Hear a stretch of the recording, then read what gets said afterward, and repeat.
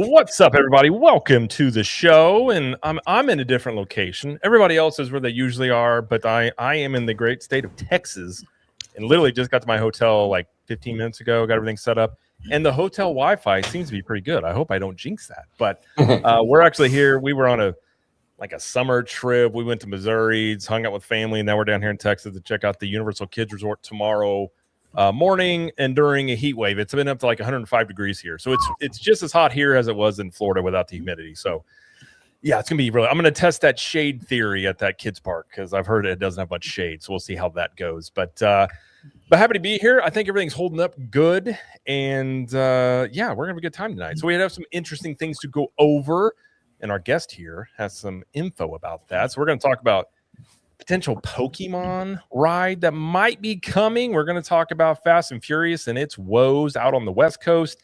And I think we're also going to hit, there were some layoffs at Pixar that come at a very, I guess you could say, interesting time. There might be some historical evidence that this is something that they do every once in a while. But before we get to any of that, let me introduce my great panel we have here. So as always, we have I was going to say lovely, but that didn't sound right. I was going to say the brooding magnificent of the thumbnail, Mr. Orange Grove 55. Thank you for being here. And where can everybody find you?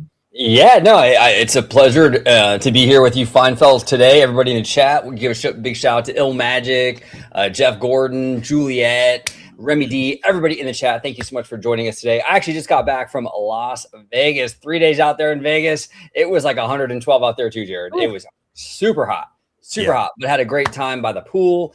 Really good vacay with the family. But you can find me right here on YouTube talking studio, theme park, all that nerdy stuff with these guys all the time on Orange Grove 55. And you can find me on X, unfortunately, but yes.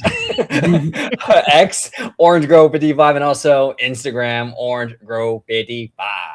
Absolutely. By the way, X seems like it's getting worse with every update they do now. It just makes me more and more just want to like not go on that platform because it's like if you like one thing, it's like here's 1,000 of them. And you're like, I just liked it I looked at it for 3 seconds. Like, I'm stuck in the perpetual loop here. But we're also joined, as always, by Mr. Vash Sky, fresh off of 10K subs out here, just B-roll extraordinaire and just bringing up the quality of all these streams he's on. So Vash, thank you for being here. And where can everybody find you out there? The best place to find me is going to be at the Vash Sky ParkCast, like Jared just mentioned. 10K, actually 11K. Technically, right there. We are growing by leaps and bounds, and it's all thanks because of you guys out there. Thanks to Wizard, thanks to OG, thanks to Jared himself. Very much appreciate you. We're going to be talking about tomorrow, actually, some more Disney layoff news, that's for sure. Also, too, Lorcana Madness is going crazy right now. We've got a descending piece, actually, from, I believe, Wall Street Journal, talking about Lightning Lane. All of that and more tomorrow. It's going to be at 2 p.m. Eastern. It should be a fun show right here. But today we're here to talk about coasters, talking about permits, all about potential for perhaps some ride conveyance technologies associated with your favorite franchises right here. And well, that all comes to us thanks to Theme Park Wizard. Jared, if I could, Wizard, where can people find you? Yeah, Mr. Wizard, let's get it. Oh yeah. You can find me at Theme Park Wizard on YouTube. You can find all my lovely stories on themeparkwizard.com. You can find me on X, and shout out to Remy D for this one. He suggested I change my name, and I did on X to @PermitWizard on X, and then on Instagram at Theme Park Wizard. I love it. I love it. Absolutely. And Facebook. I saw you cut. Now you should join. I think you should join the Shaved Head Club, Wizard. You're so close. I mean, I'm right there. I said, give me a 1 and a 3, and I was like, all right, listen, just it's too hot out here. As Finn would say, just welcome to the family. All right, you shave your head, you put on a necklace. It's all good. And this is one thing I don't condone. Yeah, absolutely. And I don't condone, rumors on the internet. This is how things get started like this with Tone saying, Jared, are you going to talk about the convo we had about you admitting that Steph is the GOAT? I mean, I might have been using him a little bit in NBA 2K26 playing my brother, but no, he's not the GOAT, Tones. I love Tones though. Shout out Tones. Oh, I know. And I'll crush you in 2K26. You probably would, to be honest. I'm not. I've gotten better. I bought the game like a week ago, and we'll see how that goes. But we have a couple of super chats where we get going here. We have Juliet with a 5 sterling pounds. says morning simulcast Vash CTM OG55 theme park wizard Skyliners, Skywatchers, and chat. Thank you, Juliet. Thank you, We Juliet. also have a 20 bomb here from Ill Magic. Thank you, Ill Magic. Says, I'm here in Orlando. My God, I forgot how crazy the traffic can be. You must be on I-4, my good friend. And Walmart was too packed. That one as well. If y'all know the meme of Denzel looking serious with the red lighting, that's how I was looking at everybody at the store. I've been there. I kind of do that anytime I go out to most places I go. I get astonished at the people that just stop in aisles and just stare up at the top, and you're just like, can we move? Can we go to the right or the left? But yeah, the Walmarts around Disney, I don't know if you guys have experience. They are insane. I have been there where they literally have like, it's almost like a party. There's music playing, people are dancing in aisles. I'm like, I'm just here for like snacks. I just need to leave. I don't belong here right now, and it's just like you can't even find a parking spot. It's crazy. So that is pretty recommend ordering and having it sent to the hotel, because I feel like that's what I usually do. That is kind of crazy. I've never been to the Walmarts out there in Orlando, but the Walmarts and the Targets out here in California, even the ones that aren't near Disney, are an absolute disaster. And you're right. I can't stand people that can't get out of their own way. Oh. Like, it's not that complicated. Just keep walking. They just keep stop walking in the middle and like, don't stop in the middle. Stop into the, just pull to the side.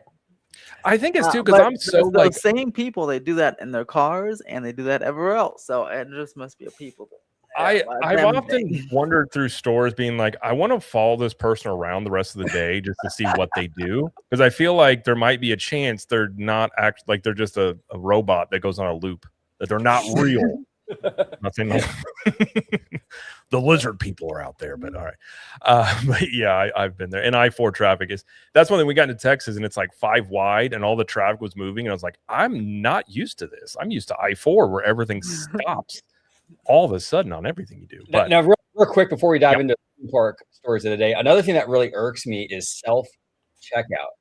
People cannot figure out self. They really can't. You know what? Checkout. I completely agree. I'm like, what are you doing? The thing says open. It's ready for you. Are you still standing in front of me?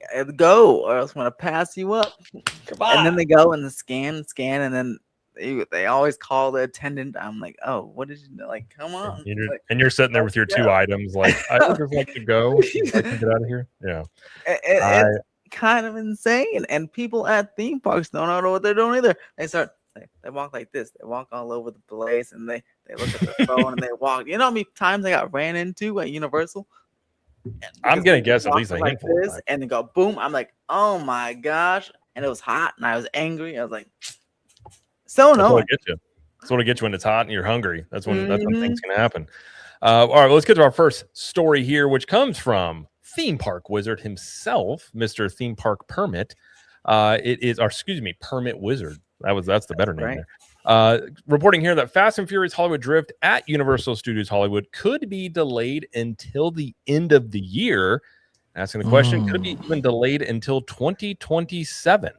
Says a Universal spokesperson said the coaster is still on track, as this was an update, to open in summer of 2026. But as you'll see in this article, I've heard that could slip to later this year or early next year. So I'll let you take this away, Wizard, in terms of why is this potentially going to be the case? Okay, so this is what I've heard from a couple of people here. The trains, there was an article on Fox News, local Fox affiliate 11 LA, about the neighbors and the noise. And then in that article, they said Fast and Furious will open later this year. Funny, because I was like 24 hours after I heard it could be open later this year. But they said it was because of the noise. And then Universal got mad at them and told them to change it. So then they updated it and said summer 2026 again later on that day. And then everyone's like, Fox News is lying. I'm like, oh, maybe. But then sound, while could be a thing, the real reasons I've heard that this roller coaster here could be a little bit delayed is because it has been a few things. First was a couple of spoilers of the train fell off. That was a while ago, and they maybe fixed that. But then another thing was, it seems like this coaster was causing excessive wear and tear. At least some of the trains were causing wear and tear on the track. The quote I got was the track looked like it had been open or run on for 2 to 3 years now, instead of being just built, because of the wear and tear of the constant trains going. So I heard that they had to send the trains to Santa Clarita, which is where the manufacturing facility is. They send Jurassic World boats there and stuff all the time, and Transformers vehicles, to get them rebuilt or inspected or something. And they weren't testing for 2 weeks, and now they're back. So maybe they did do that, maybe they didn't. I didn't see them, but it makes sense because they weren't spotted anywhere on the track for 2 weeks, and then now they're all of a sudden they're back. All the spoilers are back on the trains. They did test overnight, just the past 2 nights, and then today was the first night they tested in person again. But no, it was like 1 train at a time. There were 4 trains on the track, 6 trains total. So still two missing. So they still can be up in Santa Clarita, where only 4 trains were spotted anywhere on the property, and both maintenance bays were open, by the way.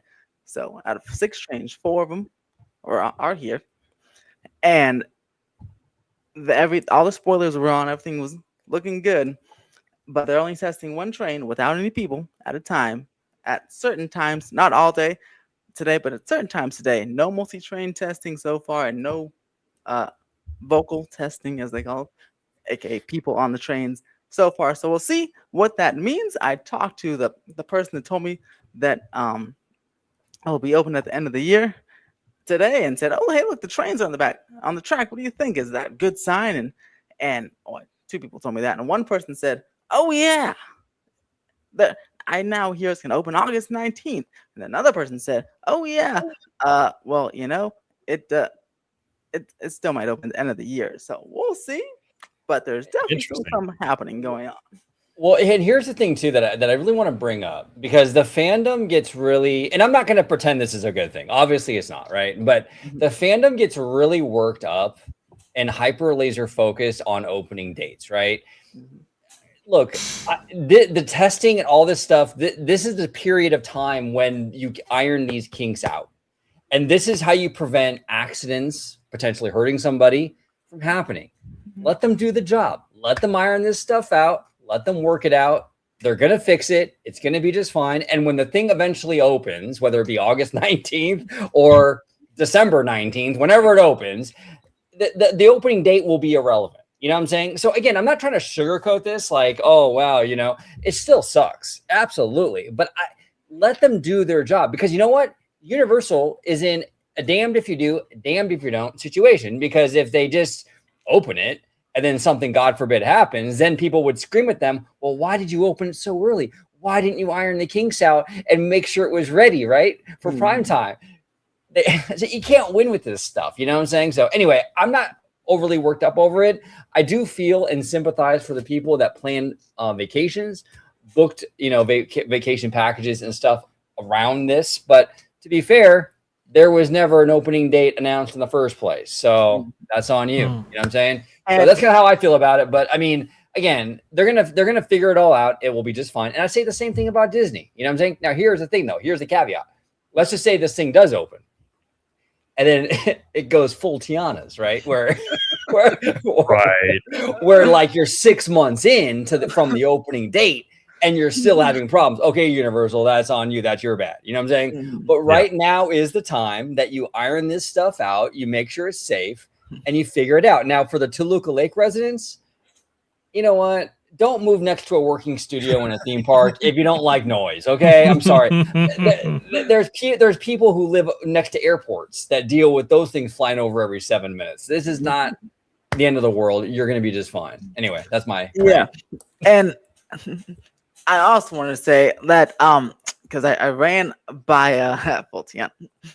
I ran those 2 things that I heard by a second another person, and they had a theory. They had a theory that both of those things, the opening dates, could be right, as in maybe the Universal operations team proposes delay to the end of the year to really work out the kinks, and maybe the corporate people said, we're freaking out.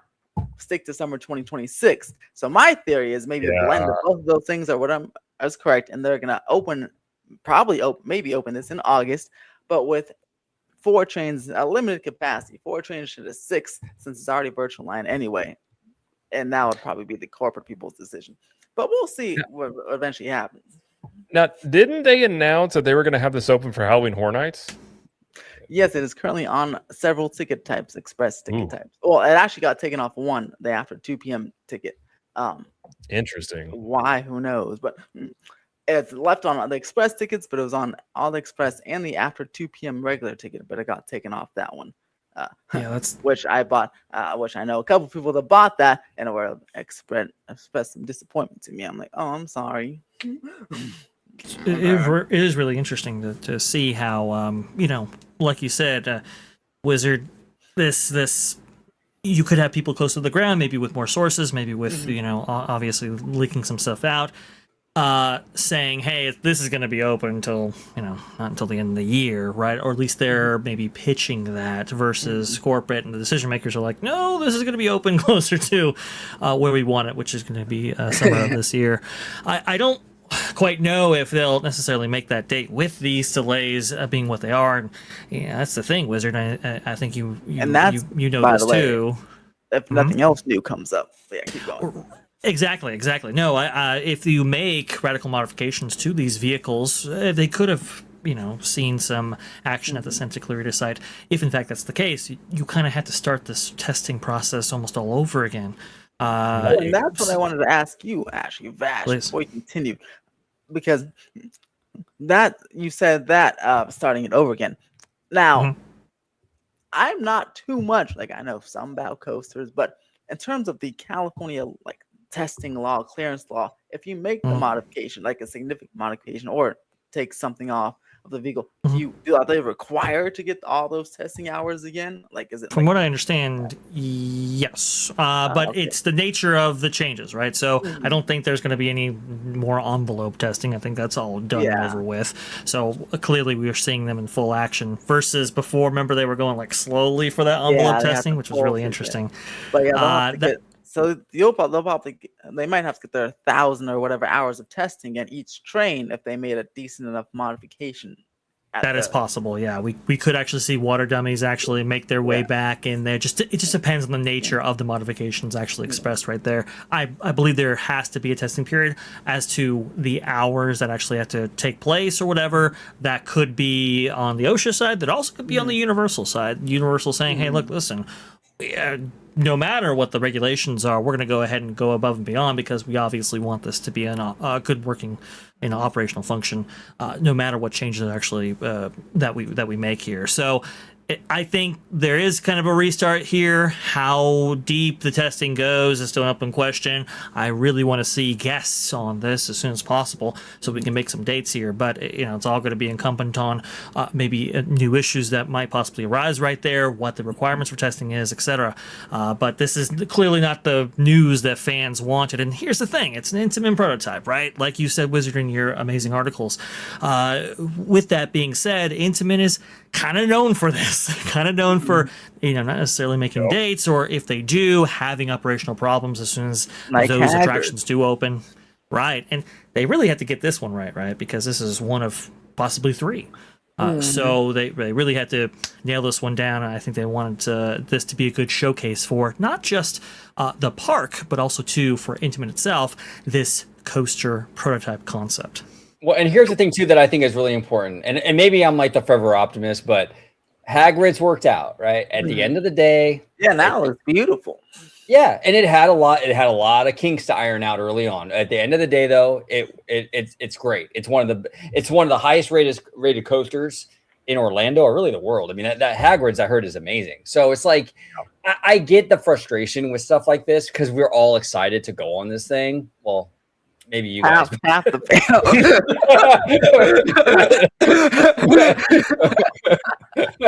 me and Wizard will meet you at the gift shop, but it looks cool though. You know what I'm saying? A drink in hand, be like, that looked like a lot of fun.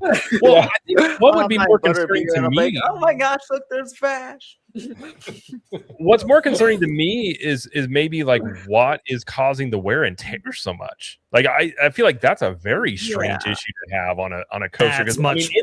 Intamin has their issues, but I feel like this is one you shouldn't have, but that's very interesting. Is there that much wear and tear and just testing? Yeah, and that's the part that I heard that required or potentially required the heavy machinery thing. What if they couldn't figure out the wear and tear thing? Because that made me seem How like there's it- like something that's not like quite smooth enough, and it's just repetition on those rails that would just probably cause a bunch of scratching. Would be the assumption I would have. I was wondering, Wizard, because we were talking about this early on in this coaster's existence when they were actually installing track, that this track wasn't double splined like Velocicoaster, and I was surprised that they would not do that here, just given maybe the potential weight of these vehicles. Is that kind of what you're hearing, as in bring back heavy machinery, possibly rework areas that are most affected by this additional wear and tear? That's what seemed to be indicated to me. But yeah, I was surprised we didn't get the double spine as well. It looks like Orlando's version of Hollywood Drift also doesn't seem to have double spine, so maybe it's just this new type. I guess they feel like they don't need it, but I don't know. It is kind of weird, but yeah, that's what I would hear. That I guess the machinery would come in, kind of refine pieces of track or support or whatever they need to do to make it more stable. Because it is, I wonder, because it is still on a hillside, and they had to pile those supports really deep in there. I wonder if that's a potential fact too, because it does make you here, wonder. Here maybe in California, the ground's always rumbling, even if you can't feel the earthquake. Yeah, that's what I was thinking. It makes you wonder if there's some stability issues in some of those posts maybe that are moving a tad bit. But Remy D has a question here. He goes, do you guys think that this will also delay the Orlando version, as they will now spend more time testing or make tweaks to prevent the same issues? At this point, it's hard to know, but I would imagine obviously these are, I guess you'd call them sister coasters, same system, different layout here. If anything, they probably would just learn. I feel like Hollywood's versions is going to go through this learning phase of this, and then they would apply that to Orlando. So my guess at this point, without knowing anything else, I would assume that this would probably just be something they would adapt or put into Orlando's, that they may have a quick. I know we joked about this, but Orlando's might open sooner than Hollywood. Yeah, I wouldn't be surprised if, I'm sure, because it's intimate, right? I'm sure they're flying back and forth between both coasts, at least talking every day and saying, okay, look, they're having a real problem here, so make sure before you put these vehicles on track, make sure to do these tweaks before you even put the vehicles on track, type of thing. And that's, I guess, one good thing about them building it at the same time, so that at least for Orlando's version, they can quickly have these on the ground fixes before they even put the vehicles on the track. So it should open hopefully on time in spring 2027. Well, here's the thing that bothers me. A month after ours opens. Well, yeah, exactly. Well, here's the thing that bothers me about that, and I don't want to come off like a douchey Californian.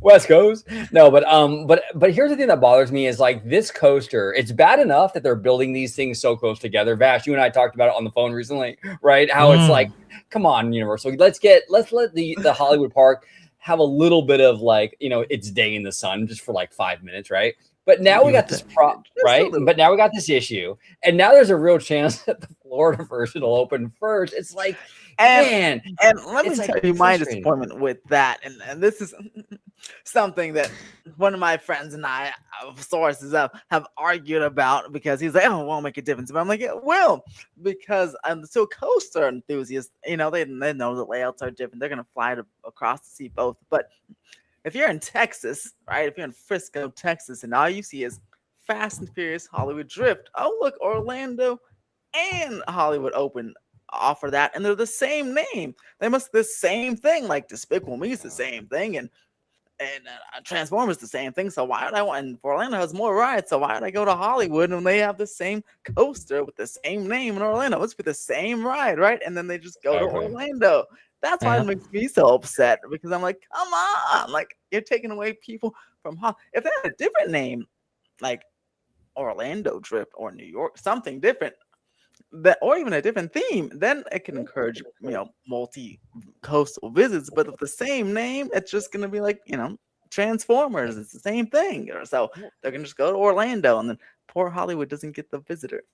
Well, that's what I'm saying. And it's not that I want Florida not to get it, because they should get it. I think it's great that both coasts are getting it. I think it's great that both coasts are getting a slightly different version. I just think that Hollywood is such a tiny park, and it's not. Gator's funny, and don't you dare, Gator, don't you get me started.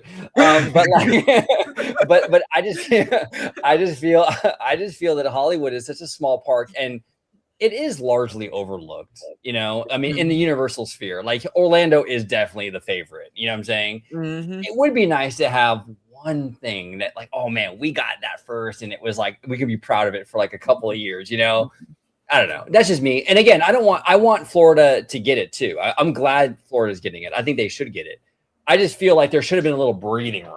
You know what I'm saying? It's a little tight here, Although I do hate how they share the same name, because even when I'm making videos now, even for this one, I'm like, oh yeah, you have to put like Universal Hollywood Drip, like whatever it is. Like it just I feel like a better name for Orlando. It's like and Vash, we talked about this last time, like the SEO of these rides. And now you're going to have the SEO of 2 of these rides, and like, which one are you talking about? I think that's going to get really confusing in the future. But Robert Polk did bring up a really good point. He says, wheels are wearing down the track. Many Intamin coasters have wheels that wear out far too quickly in the first year. High stress levels on the track of Top Thrill 2 did the same thing. And I believe Velocicoaster had some sort of wheel issue at some point. Someone recently, yes, I do believe so. I think it had brake issues as well, where they had to cool them down and had to spray water on them and stuff like that. Robert Polk did correct himself. Top Thrill 2, obviously being done by Sam Perla. The original Top Thrill being done by Intamin right there. But yeah, I mean, it does happen where you have a formulation of wheels, or you select wheels that you think is going to be good for a specific purpose right here. And I've seen Intamin have to, create entirely new formulations like they did with, I believe, Millennium Force, if I'm not mistaken, back in the day when that was released. So is this an issue in which, perhaps this could be mitigated by perhaps a more expensive design? Obviously, it's going to raise the maintenance costs up for Universal. So I think from Universal's perspective, they're hoping that this is going to be a great crowd pleaser and move the needle when it comes to attendance, and maybe book some vacation packages for Orlando property right there, if in fact they have to pay just a little bit more in maintenance. It's going to be really crucial that this actually satisfies. I believe it will, but it's just one more thing to keep in mind. So what you're saying, Vash, be fair to California. Okay. Be fair to California. I will say that. I mean, Hollywood is the little park that can. I like to, I'm with you guys. I like to see the wins, but from corporate, it's like, we're gonna put the emphasis on kind Orlando. Of interesting where you see a lot of with Disney property, parks is like be fair to Florida, because Disneyland, like they got the Galaxy's Edge redo, they get a lot of the stuff first, and it seems like Universal's the flip, whereas Orlando gets most of the attention. Hollywood, I'm not going to say you guys get the crumbs, but obviously, like, it's not as much of a focus. So it's kind of interesting how it's inverse. It actually kind of just shows you where Universal's really applying a lot of their, money and marketing toward, is really going after Disney. Because I don't think, and now correct me if I'm wrong, in Hollywood, I mean, Disneyland is not really, it's not like it is in Orlando where you got Disney World right down the road. Like Disneyland's a bit away from Hollywood. So it may not be the exact same dynamic you have there. But I mean, that could change in the future, though. I mean, yes, 100%. And I wanted to ask you, Wizard, because I read an article saying that Universal was looking into reprogramming these cars to face the park when they spin, so the noise for the Toluca Lake residents isn't as bad. Have you heard anything on that? Are they going to actually do that, or is that? I saw it in the article, but when it tested today, it had the same exact programming. So I don't know. I mean, I guess turn them a little bit more, but it's not that loud. But I mean, we'll see what it does. But it looked the same to me. Yeah, the Universal CEO is very quick to actually point out to Fox 11, and I believe they had the LA Times run this article saying that, this is not being delayed because of noise. That doesn't necessarily say it's still not being delayed. It's just not because of that reason, which is one thing to keep in mind. I thought that was interesting too, because they weren't disputing a delay; they were disputing that reason for the delay. Now I remember them testing. Didn't they have speakers to test noise on this coaster? They had it way back in 2023. They would blast sound. So the sound, they determined that, and the evolution plan has a different decibel levels, and with those speaker testing, they determined it was determined not by Universal, but by the city of LA and county of LA that was in the decibel range that was approved. So they didn't really have an issue there. And it was approved. So, Yeah. it's not necessarily incumbent on Universal to make modifications after the fact. As far as, as long as their designs are according to what was permitted and to what's approved, whatever excessive dB that exists that's and those sounds you and the city. Yeah, those sounds they were using were directly from Velocicoaster's noise recordings. So, which is a faster, or not faster, but a taller coaster and more intense. So, I mean, I feel like it's pretty sufficient to me. I think we're seeing a really good reason why Walt built Walt Disney World, because you just build a city and not have to deal with any of this stuff. Right, you have your own the blessing of science. I'm telling you, no, he was smart, because even at Disneyland Resort, which I mean, we've gone through so much drama with the businesses. We've done so many videos on this in the past, but like Harbor Boulevard, all those businesses, the residents in the Anaheim area. It's a lot of drama and red tape and yada yada yada, and the city and all this stuff. So you guys in Florida are really, really lucky that you guys don't have to deal with that as much. At least at Walt Disney World, I'm hearing Universal doesn't really have quite that blessing with that, but it's probably better than what we have out here in Hollywood. That's for sure. Well, once again, Walt Disney World has that blessing of size, but they seem to squander it sometimes. Why? Once again, getting rid of things like the rivers of America. And getting rid of things that are underutilized, I guess.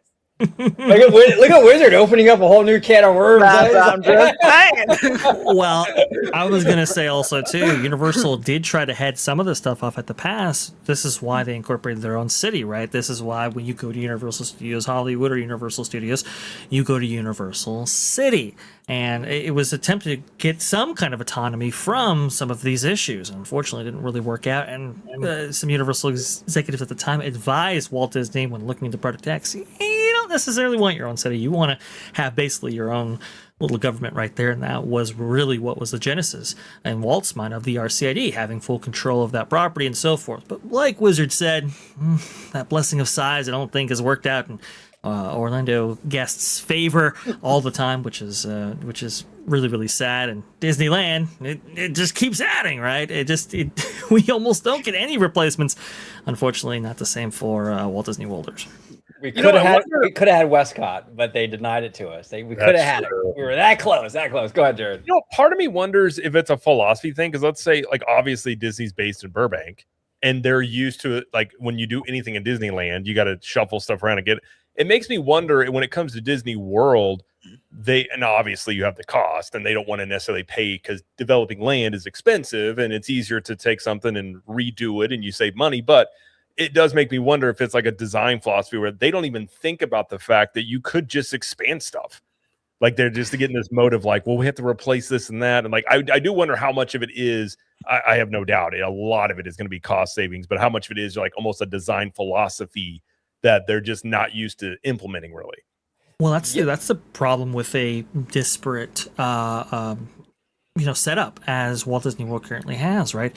When you meaningfully expand the capacity of these parks, right, you have to also facilitate the bus travel with those guests arriving and departing right there. You have to account for the ferries, which is why Walt Disney World is in the process of building a new ferry out there to transport guests across Seven Seas Lagoon. You have to think about the traffic and congestion that you might actually have on your own roadways.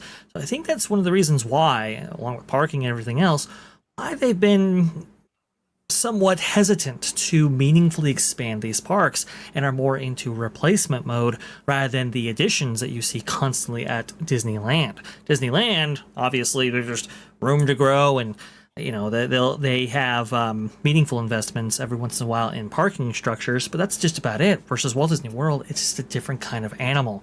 So when we're looking at these investments like Magic Kingdom, for example, I know a lot of executives are concerned about the emphasis placed on their transportation network, which is why they might be doing some changes, performing some actions now rather than later in order to provide for additional capacity concerns. Now, real quick, I do want to bring up a couple different comments, just real quick, because Remy D brings up an interesting point saying, I think the coaster and theme park community are a little too harsh on the locals who live there. Not everyone is into theme parks. Our good friend Kenny Camper says people wouldn't go to those places on Catella if Disneyland wasn't there. Now, here's the thing, Remy, I want to say this.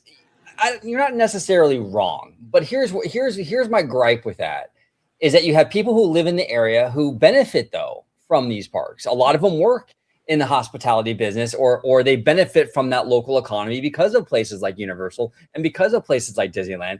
They'll take the benefit, but then they don't want to, you know what I'm saying? Then they throw daggers at these places when they try to do anything or expand. It's like, well, wait a minute. You know, you're reaping the benefit of living next to this place. You probably work in a place where, you know, is a direct result of these theme parks and what have you. So I don't know. It's hard for me to sympathize. And this is where I stand with it. For the Toluca Lake people, they have are known for complaining about everything, theme park and non-theme park related thing. They complain about new developments, just city developments or apartment buildings or whatever. They complain about everything. They complain about Harry Potter. They complain about everything. So no matter what happens, that group is always talking something about something for like decades now. So I don't give much sympathy to those people. Yeah, there are communities. Well, and even the Hollywood Knolls area. I think that's the area right off Barham Boulevard. Those homes look right over into the back. You can see World of the Worlds from those homes, and they don't complain about anything. They're not complaining about sound from Fast and Furious, and they're right next to the park. Yeah. Luke Lake is separated. Well, even by Brian said that there's course. people. Well, he's saying there's people complaining about Epic Universe fireworks saying it's too loud. Like, I think anytime like you have these theme parks, which again just brings Disney Worlds into a completely different light of like you always have that aspect. I mean, I know the studio side at Islands and Studios in Orlando. I believe they have an ordinance where they can't stay open too late because of noise. So that is definitely something that brings a different aspect into these parks sometimes, undoubtedly, especially Hollywood certainly does. Yeah, 100%. 100%. By the way, is audio everything good? I saw some people in the chat say audio was because I'm on hotel Wi-Fi, so if I need to drop my video feed, I can do that. But let us know in the chat. Everything's good. I can hear everything's fine. Yeah. If there's any audio, let us know in the chat. I know Gator mentioned audio issues. If anyone else is having audio issues, just let us know. Yeah, please. I'm listening intently, and I haven't heard anything. So yeah, I haven't heard anything either. It could definitely be me if it's anything. So if I need to drop the video side, I will. But yeah, we'll see how that shakes out. It's very interesting, and I'm sure Wiz will let us know any more developments that he has on that whenever they do happen. But I'm hoping for you guys that it opens when it's supposed to. I really do. You know that would not be that'd be a weird thing if Hollywood Drift opened first in Orlando on the East Coast. Oh, yeah. It would just be kind of a weird dynamic. Hilarious. But it would be kind of funny if that did happen. But let's see. What did Rogue Attraction said? My high school had noise complaints for football games. Anything can become a nuisance to someone. Yeah, I mean, especially when you know the general public. I mean, it could just be one person that makes a big hoop on something too. I think the residents of the entire San Fernando Valley complained about OG because his hair was too perfect, so they kind of got upset about that. I was getting complaints, dude. I was getting complaints. You know, it was rough, man. You got to cut or put a hat on because they're just too schmexy for me. Too schmexy, you know what I'm saying? Uh-oh. Is that too schmexy? Oh wait, someone take a screenshot of this really quick. Yeah, that's a screenshot. Oh, we had OG. Oh, you got the most perfect face. Clip it, clip it, chat, clip it. As you said, Smexy, you had the worst face you could make on a live stream. It's okay. Yes. I love it, dude. Listen, there were people that were saying that wasn't us in the Odyssey picture, and I was like, "What are you talking about? We went over there. We had a photo shoot and everything. We bought the armor. And after that, I went to fight the Cyclops. Well, I compromised with Jared because Jared was like, "Okay, hey, we gotta do the 300 diet," and I was like, "That's pretty extreme. Can we at least wear suits of armor to emulate those abs?" And so it worked out. I did offer painted on abs, and it was vetoed. It's fine. It looks cool still, nonetheless. It's fine. I did almost have. I have another one up there. Was where all of us says Cowboys. It kind of worked pretty good, but I felt the Odyssey made a little bit more, a little more culturally relevant maybe right now with that going on. Which, by the way, anybody has seen that yet? I haven't seen that I yet. did. I saw it in IMAX 70mm. It was awesome. What'd you think? Incredible. I think it's my wife and I's favorite movie of the year so far. Okay. Ooh. Okay. Although very disappointed in Regal. I cheated on AMC. I know I shouldn't have, but it was the only. I can see why the seats were open because all the AMCs were full. The Regal was open, and God, that theater is so horribly managed. The lines inside, outside, everywhere. They didn't start the movie till like 30 minutes in, and then that was weird. It was a whole weird thing. And then, unfortunately, that theater was kind of retrofitted, so the sides were cut off, so it wasn't like a true IMAX. Oh, I got Yeah, it was like retro theater. It was weird, but it was really good. Still, after all that, the movie still. That's why I want to see it again at City Walk, so I see a proper showing. Well, Wizard, when next time you go to the Topanga AMC, they're gonna have a banner that says "Welcome home, cheater." They are. Hey, I have my Spider-Man tickets, so in 2 weeks, they're gonna be like, "Oh, we'll take you back, but we'll give you the terrible seats in the front." There you go. That works. Yeah, I don't think there's an IMAX really near us, at least within like probably a couple hours driving distance. So I think I'll see it eventually. It's just we were traveling. I was just like, and it's 3 hours. I'm like, I'll get to it at some point. But do have tickets for Spider-Man. The 3-hour runtime, at least to me, it flew by. Thank goodness. Yeah, it can. If it's a good movie, you don't notice it. If it's not a good movie, those 3 hours. Then it's horrible. Yeah. I've been there before, but all right, let's move on to our next story here, which again from Mr. Theme Park Wizard himself. And now I'll preface this with saying that it's been, and I know Wizard's been in the same boat. I was told months ago that Lost Continent was going to be Pokemon. The confidence of that, I was told, was the same level of confidence as the Rip Ride Rocket replacement was going to be Fast and Furious, which I was told that months before. Obviously, that one turned out true. So that I believe this is the same level of confidence that Lost Continent is going to become Pokemon. But Wizard was able to find a potential ride system off some permits that were rumored to be coming to Pokemon at Islands of Adventure. And he says in here that the Sinbad Theater, of course, a lot of this, completely gone. Poseidon's Fury, it is being demolished. I believe they are really gutting into that building now. So everything in there, and there was some question about what was going to go. Like, it looks like everything is going to go. Thunder Falls Terrace just closed. And the rumor there, I think that's going to become Hammond's, if I were to guess. I think that's going to become kind of where Mythos ends up under a different name, is what I was also told. So we'll see what happens there. But they haven't said anything officially other than it is closed now, but that's been the long-going rumor. Now, Jared, have you heard that they can't use the Hammond's name to a contract thing? Because that's what someone told me that it'll be like Hammond's, but they said they can't use the name because of like a contract thing outside of Beijing. I don't know how true it is, but I'm curious if you've heard something like that. I haven't heard that. I mean, that's the thing with contracts. Sometimes you get in these nitty-gritty of contracts. There's some little line in there that says something. I haven't heard that myself, but if it's not Hammond's, I would imagine it's going to be. Yeah, it'll be like Hammond, just basically like a different name. Yeah. Yeah. It'll be John's. John's Pizza. That was the first name. Yeah. But a very classy John. Yeah, they're not going to call it like Jethro or anything like that. But he says in here, rumors have been swirling that Pokemon will be coming next, like we just talked about. A new notice of commencement filed today by Universal may give more credence to those rumors. And this new permit filed by Universal lists the contractor as Garmindale Engineering. And this permit is for equipment install and expires March 2027. So give us more of the rundown here on this permit and what this points to for Pokemon potentially. All right, so this permit is for, like I said, equipment install for it expires March 2027. Now, I obviously, I check the permits all the time, but when anything expires in 2027, I'm like, oh, I always run it by like Alicia Stella, because I'm like, the only thing I know 2027 for Islands Adventure is like maybe Pokemon or something different, because Jurassic Park, the refurbishment, opens in November. Nothing else is big going on. So I ran it by, or first I looked on the website, see like what do they do.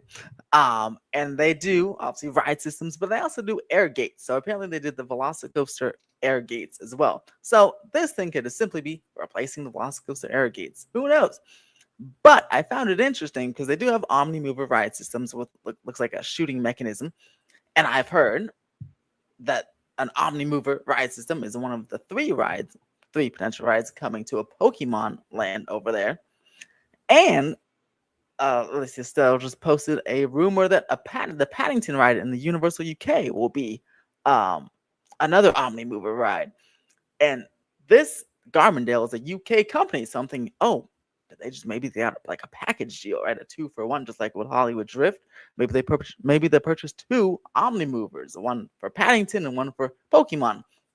So that's how I'm not talking with Alicia with this. We came up with this kind of rumor, trying to tie the theories together. So that may be equipment install for this ride at this potential ride at Pokemon. People, I mean, I guess I haven't played Pokemon Snap, but apparently people said, "Oh, this looks like Pokemon Snap." I guess you snap pictures of Pokemon. I don't know, but that's what it could be. Or, like I said, it could be new air gates for Velocicoaster. Someone said it could be for Jurassic Park River Adventure, but I'm like, but it opens in November, so I don't get it. But maybe it could be. Yeah. But I don't know. But I did hear some people saying I feel like it's pretty I feel like there's a lot of things to connect here, that things are connecting. So I feel like there's a decent chance that they can be evolved. And look at you just showed the picture of Lost Continent. I mean, Poseidon's is nearly flattened. Sinbad is flattened. We got some roll on that, by the way. You saw what they did with Rip Ride Rocket, right? They're already putting in foundations and building the new coaster when they're not even done launching Rip Ride Rocket yet, right? So I'm thinking, yeah, March 2027 is not kind of soon, but not like super far away. But Sinbad is already flattened, so who's not to say they can't start building a ride building while they're demolishing the rest of Lost Continent and have equipment installed in March 2027 for a potential new ride, you know? So we'll have to see. But that's definitely possible. Well, some people were saying how they weren't like real happy with potentially this ride system. Some people said it's kind of like Men in Black, maybe, which you could see. But I would also just point out, I do think Nintendo has a certain type of attraction they like to put into their lands that doesn't necessarily meet the expectations of what people want all the time. So I've always felt like I think a Pokemon Land is going to be massive for Universal and everything like that, but I wouldn't get too caught up in being like an insanely thrilling ride or like an amazing coaster or anything of that nature. Just nature of Nintendo and how they typically operate on these things. Yes, and that's a great point. But I also do want to say this, right? Because we're kind of going through this a little bit with our Avengers e-ticket Infinity Defense. A lot of fans out here are like, well, you know, it's basically just going to be Transformers or it's basically going to be the Peter Pan ride in Tokyo. But I do want to say this. And again, I don't know if that Avengers ride is going to be dope or not. It could totally suck. I don't know. And I don't know about this Pokemon thing. It might just be, it might be worse than the Men in Black. I don't know. But I will caution fans against this comparison trap where, well, it's a similar ride system, therefore it's the same ride. If we go by that, then Small World and Pirates are basically the same ride, right? Which they're not, right? I mean, same ride system though. I mean, it's the same experience. So why bother, right? Or Indiana Jones and Dinosaur. Bingo, exactly, Wizard. Dinosaur and Indiana Jones. I mean, there's so many examples. I mean, even Transformers and Spider-Man, right? Sure. It's all on what you do with it, right? The music, the IP. Yeah, exactly. So they could do the exact same ride system as Men in Black. And another example, Pets and Yoshi are the same ride system. And well, I think Pets is much better than Yoshi, but I'm biased. No, Pets is amazing. I love Pets. I love Pets. When you're a pet owner too, it hits you hard. Well, speaking of Pets, that is one that I don't know if you heard this, Wizard, but that might be one that they're looking to replace Supercharged. Last I heard. Ooh. Oh, really? Okay. I know it keeps floating around, bouncing back and forth. So that'll be. That cool. was the latest. That's the same thing. They've said about 4 different things, and the last thing I heard. I'm just so glad that you guys didn't get Pets in your Minions Land or wherever it's supposed to go first, because that means we get to keep it longer as an exclusive. Woo! You didn't steal another one from us. Well, I think both these things, what they have in common between maybe pets going into Universal Studios Florida and perhaps this ride, is that obviously there's a family-friendly nature to both of these things, right? There's a family-friendly aspect to both of these things that I think that Universal wants to provide for guests, especially for Universal Studios Florida. I think there aren't isn't a great birth of family-friendly attractions out there. So Secret Life of Pets, I think, certainly fits into that mold, and so this does as well with Pokemon. I think it's really important for Universal to make this, as the demographics that would be interested in this obviously cover the gamut. So they want to go ahead and make sure that all of those demographics are satisfied with something that perhaps is a little bit more family friendly. Now, that doesn't necessarily say that there is going to be even just one ride here. I anticipate perhaps even two, maybe in a sort of similar fashion that we see for Super Nintendo World, having both the Mario Kart attraction and Yoshi, perhaps something like that. I would be very interested to see them do that, and perhaps maybe you're right, Wizard. Maybe they start work on one ride right now, with obviously Sinbad cleared out, and are starting the other ride later. I think there's a lot of possibilities swirling here. An Omnimover, though, and especially an interactive one, I think it's safe to say that Universal might be wanting to go in that direction, at least to satisfy that 4-quadrant nature that I think Pokemon really serves. Oh, that's a great point. I agree. Great point. I wanted to ask Jared really quick. Now, how many rides did you hear were coming here? Because I heard 3. Did you hear 3? Too? I've heard at least 2. I haven't heard 3 specifically, but I have heard at least 2. Omnimover, coaster, probably like a family coaster, and a spinner. I don't know if that's. Yeah, I heard him talk about the family coaster. I mean, I agree with Vash. I think this is a 4-quadrant property. If there ever is one, Pokemon is it, and how big it is, and they're going to want this entire land to appeal to all ages as much as possible. So I think an Omnimover makes some sense. And just because it's an Omnimover doesn't mean you can't do some cool stuff with it. I think there is. I think a lot of people look at Yoshi and they look at some of these things and they think, oh, and it could be that. But at the same time, I think with Pokemon, the real big thing you're looking at of Universal is not only just the attractions, but like all the merchandise they're going to move on this. Well, Jared, drops and everything they're going to do too. Well, Jared, we just recently had out here in Cali, we had this Lorcana, which I don't play Lorcana, but a lot of my friends do, and this thing is crazy. There were crazy lines, crazy crowds. Yeah, I can't believe it. I don't even know what that is, but I saw those lines. I'm like, you people crazy. No, yeah, absolutely crazy. But like, if Lorcana is garnering those kind of crowds, imagine what like Pokemon cards would garner for Universal. I mean, it's absolutely Harry Potter all over again. Oh yeah, maybe especially if there could be park exclusive cards as well, which would also bring its own level of demand. 100%. Well, they even did it at Disney Springs. They showed video. People were just rushing Disney Springs for this stuff. I mean, I don't understand. That pin trading is a world I don't know.